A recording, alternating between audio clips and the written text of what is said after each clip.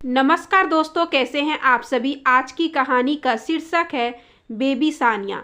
सानिया सानिया उठो बेटा, आपको स्कूल नहीं जाना। उठो उठो झटपट। मम्मी का धैर्य चुकने लगा। क्या बात है, उठती क्यों नहीं हो। मुझे क्या बस एक ही काम है कि सुबह से तुम्हारे साथ ही लगी रहूं। मम्मी का पारा चढ़ते देख सानिया उठकर बैठ तो गई, लेकिन सुबह की मीठी नींद आंखें खोलने ही नहीं देती थी। फिर रात वह सोई भी तो थी देर से। घर में पार्टी जो थी और उसके फ्रेंड्स भी तो आए थे। प्रांशु, श्रेय, मिन्नी, गिन्नी, एकांश, कितना मज़ा आया था। प्रांशु ने उसे धक्का दिया तो चोट भी लग गई। बहुत रोई थी वह, आंसू भी आए थे। सान्या का छोटा सा दिमाग अब खूब सोचने लगा था। फिर मम्मी ने उसे उठाकर उसके हाथ में ब्रश थमा दिया, जिसे वह कभी इधर घुमाती तो कभी हौले से चबा जाती। फिर जल्दी जल्दी मम्मी ने उस पर 4-6 मग पानी डाले और तौलियों में लपेटकर बेडरूम में ले आई। राहुल, प्लीज़ इसे कपड़े पहना दो, मैं ज़रा किचन देखती हूँ। लता, पहले एक प्यारा चाय मिल जाता, अभी देती हूँ, कहकर लता जैसे ही किचन की तरफ दौड़ी, हड़बड़ी में गाउन पैरों में ऐसा उलझा कि दरवाज़ा न थाम लेती तो गिर ही पड़ती। फिर भी पैर के अंगूठे का बढ़ा नाखून दूसरे पैर पर लगने से खरोच आ गई और खून भी निकल आया। लेकिन अभी ये सब देखने की फुर्सत किसे थी। स्कर्ट का हुक फंसाते हुए राहुल बेबी से बतियाने की कोशिश कर रहा था, लेकिन बेबी का मुंह लटका हुआ था। चॉकलेट टेडी बेयर किसी भी आकर्षण उसे नहीं लुभा रहा था। क्रेच की काली मोटी कर्कश आया की झिरकियाँ, गुस्सैल आंखें और सूसू निकल जाने पर काटी गई चिकोटी के स्मृति दंश सानिया की सारी जिंदादिली सोख गए थे। फिर वही सजा। उधर चाय बनाते हुए लता सोच रही थी, पहले ही तय था कि अभी बच्चा पैदा नहीं करेंगे। बच्चे की देखरेख और नौकरी भला दोनों साथ चला करते हैं कहीं। सारे ख्वाब सानिया के आने से धूल में मिल गए। मैं तो केवल आया बनकर रह गई हूँ। अब राहुल का भी क्या कसूर। 2-3 आया दोस्तों से कह सुन लाए थे, लेकिन एक भी नहीं टिकी। पहली चोर, दूसरी बड़ी फूकने वाली और तीसरी को मिसेज माथुर ने पटा लिया। सानिया किसी को भी पसंद नहीं कर सकी। वह उनके पास फटकने को भी तैयार न थी। बेटी की देखभाल की चिंता है लता को, लेकिन काम पर जाना भी तो ज़रूरी है। फिर दोनों की कमाई से ही तो आज ये शानदार फ्लैट, गाड़ी, फर्नीचर और ऐसो आराम की ढेर सारी चीज़ें जुटा पाए हैं वे। शादी के बाद बहुत सी बातें हर कोण से उन्होंने पहले ही तय कर ली थी, जिससे बाद में अधिकारों और काम को लेकर कोई झंझट न खड़ी हो। लता ने चाय का प्याला राहुल को पकड़ाया, फिर जल्दी जल्दी बेबी को दूध खत्म करने की हिदायत दे वह अपना लंच बॉक्स तैयार करने लगी। दूध में मलाई आ जाने से सानिया ने दूध उलट दिया। उसकी इस हरकत से राहुल बौखला गया। तुमसे कितनी बार कहा है इसे दूध छान कर दिया करो, मगर तुम्हारे आलस की भी हद है।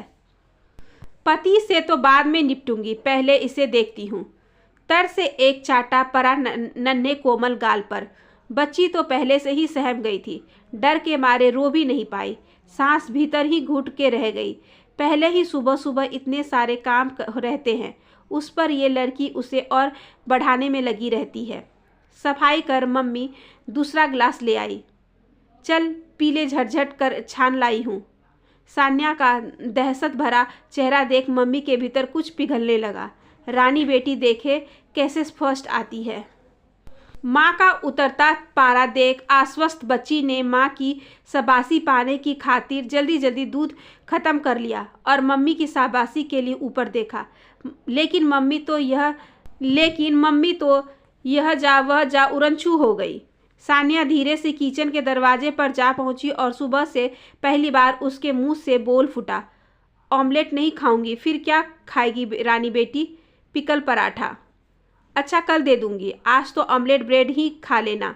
राहुल कार का हॉर्न बजा रहे थे। लता एक हाथ में सानिया की उंगली पकड़ दूसरे में वाटर बोतल और लंच बॉक्स का बैग थामे वे सीढ़ियाँ उतरी।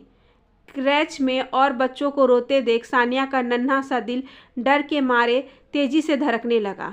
सुबह से शाम तक कारावास की सजा काट सानिया जब पापा के साथ घर लौटी तो उसे लगा कि अभी मम्मी उसे प्यार से चिपटा कर पूछेगी, छोनू बच्चा पढ़ाई कर आया? पढ़ाई की बातें सान्या को अच्छी लगती हैं। पड़ोस की सलोनी दीदी जैसे पढ़ने जाती हैं ठीक वैसे ही उसे भी तो जाना है। लेकिन मम्मी बिस्तर पर कहराती हुई लेटी थी। सान्या के भीतर कुछ बुझ सा गया। उसने जाकर मम्मी से चिपटना चाहा तो पापा ने खींचकर अलग कर दिया। क्या कर रही है सान्या? मम्मी की तबीयत खराब है, उन्हें तंग मत कर। बाहर एम्बुलेंस खड़ी थी। मम्मी को पड़ोस वाली नीना आंटी और पापा ने पकड़कर धीरे धीरे गाड़ी में बिठाया। मम्मी पापा दोनों चले गए। फिर नीना आंटी उसे अपने घर ले आई। सान्या का मन हो रहा था कि वह बुक्का फाड़कर रोए। नीना आंटी उसे जरा भी अच्छी नहीं लगती। शांताबाई कह रही थी कि वह इतनी करक है इसलिए उनके बच्चे नहीं होते। जहाँ बच्चे नहीं होते सान्या का मन वहाँ नहीं लगता। उसने न ही खाना खाया न ही पानी पिया। टीवी देखते देखते एकाएक वह सुबकने लगी। रोते रोते उसकी हिचकी बंद गई थी। नीना आंटी ने घुरका, अजीब लड़की है, न खाती पीती है न कुछ बात ही करती है, बगैर बात रोए जा रही है। कोई देखेगा तो समझेगा मैंने ही इसे रुलाया है। वैसे ही बच्चों को लेकर कौन सी कम बदनाम हूँ। चुप चुप कर वरना थप्पड़ लगा दूंगी। सान्या का रोना तो थम गया मगर रोकते रोकते भी सुबकी आ ही जाती थी। उसने डरते हुए धीरे से कहा, मम्मी पास जाना है। नीना आंटी इस पर आंखें तैरते हुए कुछ कहती। इससे पहले ही नीचे गाड़ी की आवाज़ सुन सान्या खिल उठी। वाकई मम्मी पापा ही थे। वह घर की ओर दौड़ पड़ी।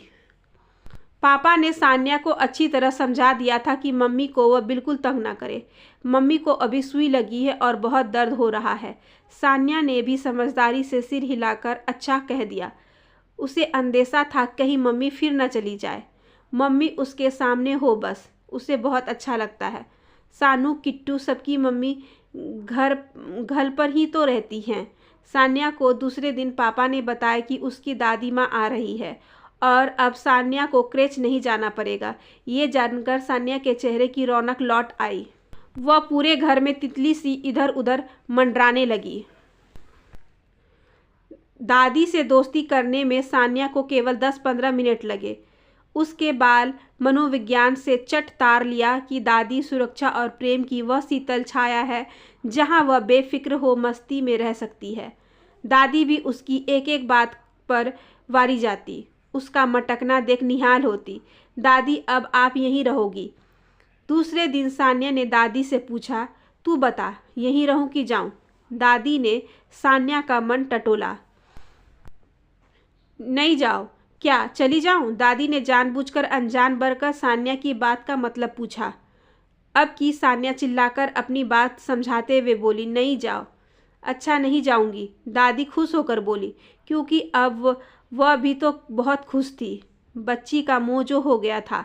दादी के सूखे रेगिस्तान से तपते जीवन में सान्या रस की फुहार थी। उसकी तोतली मीठी बातें दादी को गुदगुदा जाती। कभी सान्या अपने ढेर से खिलौनों का तफसील से वर्णन करते हुए दादी को बताती, ये मेरा गुड्डू, ये मेरी बेबी डॉल। मैं कॉलेज गई थी ना तो बेबी बॉबी सान्या कर ली थी हूँ। दादी ने हुंकार भरा। एकाएक खिलौने की बात करते करते चौंककर सान्या ने पूछा, तुम यही लोगी? हाँ बच्ची हाँ। दादी को हंसी आ गई। रात को भी? हाँ रात को भी। सान्या ने देखा दादी सचमुच ही रात को भी नहीं गई। कौतुक भरी नज़रों से वह दादी की एक एक हरकत देखती और उनमें से कुछ की नकल कर खुश होती। क्रेच का दुस्वप्न जब कभी रात में भी वह देखती तो बुरी तरह डर जाती। तब दादी उसे थपथपाती, दुलारती और वह चैन से सो जाती। अब वह रोज़ रात को दादी से अच्छी अच्छी कहानियाँ सुनती। बंदर, भालू, चूहे और तोता मैना की कहानियाँ उसे बहुत अच्छी लगती थी। पूजा करती दादी के पास बैठी वह भगवान जी को जय करती। फिर टुनटुनी घंटी की मधुर स्वर लहरी पर हुलसकर खुद भी खूब जोर जोर से घंटी बजाती। दादी के पास कोई निषेध, कोई वर्जनाएं की महीन चाबुकें नहीं हैं जिनसे मम्मी पापा उसे अक्सर घायल किया करते थे। दादी के आने से आजकल वो भी सान्या की तरफ से निश्चिंत होकर हर समय बगैर लड़े झगड़े आराम से बातें करते हैं। मम्मी ने आज से ऑफिस जाना शुरू कर दिया। मगर अब सानिया को परवाह नहीं।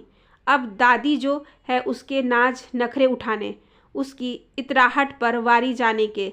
सानिया के बचपन की खुशबू जहाँ दादी के वजूद को गमका रही थी, वहीं सानिया तेजी से दादी की अनुभवी बातों को अपने में जब्त कर रही थी। एक दिन उज्जैन, जहाँ से दादी आई थी, से तार आया कि दादी के पड़ोस में रहने वाली भंवरी बाई नहीं रही। उस दिन दादी बहुत उदास रही। सानिया का नन्हा सा मन दादी के लिए संवेदनाओं से भर गया। सानिया को अंगूर बेहद पसंद थे, जिसे वह किसी से बांटना भी पसंद नहीं करती, लेकिन आज तो वह अपने अंगूर भी दादी से शेयर करने को राजी हो गई थी। उसने अपने हाथ से दादी को खिलाने चाहे, मगर दादी न बेटी न ही करती रही। और जब दादी अपनी सहेली की तेरहवीं के लिए चली गई तो सानिया दादी की जुदाई के गम में बीमार हो गई। सानिया के लिए कौन छुट्टी लेकर घर बैठे, इस बात को लेकर राहुल और लता में फिर तकरार शुरू हो गई। मीटिंग में मेरा होना ज़रूरी है, मुझे ज़रूरी फाइलें पूरी करनी हैं। दोनों में से कोई घर पर रुकने को तैयार नहीं था। आखिर नीना आंटी की खुशामद की गई, हालांकि सानिया उसके पास रहने को कतई राजी न थी।